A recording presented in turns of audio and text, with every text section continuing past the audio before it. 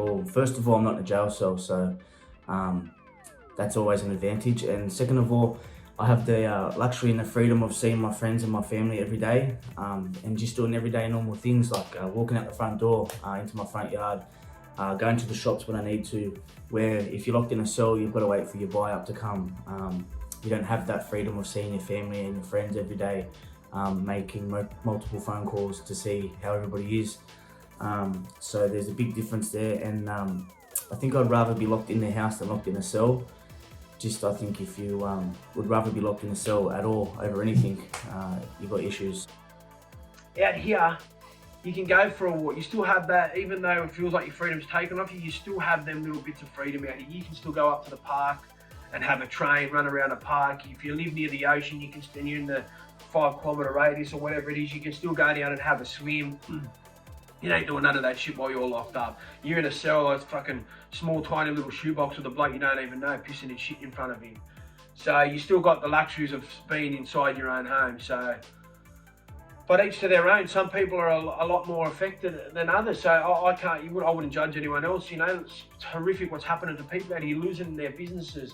You know, can't see in their family that are sick. So you weigh it up, mate, and you wouldn't want to be doing either of them, in my opinion, to be honest. Well, if you look at it, there's no difference between being in jail right now or outside. The only difference between being in jail and outside is that you got your house as a jail now, or as your cell. You got a bigger TV, and the only freedom you got is you can buy whatever food you want, and you can get social media access, which the phones are contraband inside jail. And we're on curfew from 9 to 5, which in jail you get locked up from certain time to certain time in the morning, and then you get let out.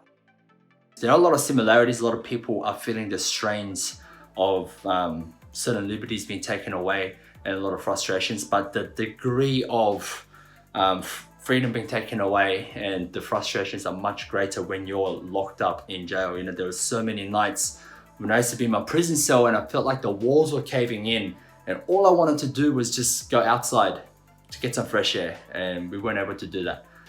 Out here, we still got the freedoms, you know, to go to a park, get some fresh air, to call our loved ones, connect with them whenever we miss them.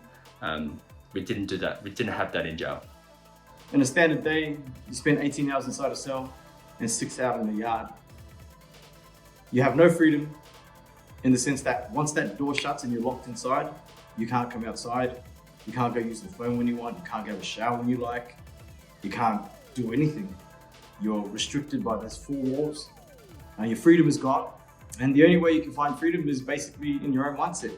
And that's something that you have to work and develop through time, and it sure does take time. The only governance you have is your own freedom inside your mind, which you create and own. And that's the only thing that no one else can touch. Being locked up, mate, you're not using any mobile phones. We're not doing little recordings like we are right now. You're not eating what you want, when you want.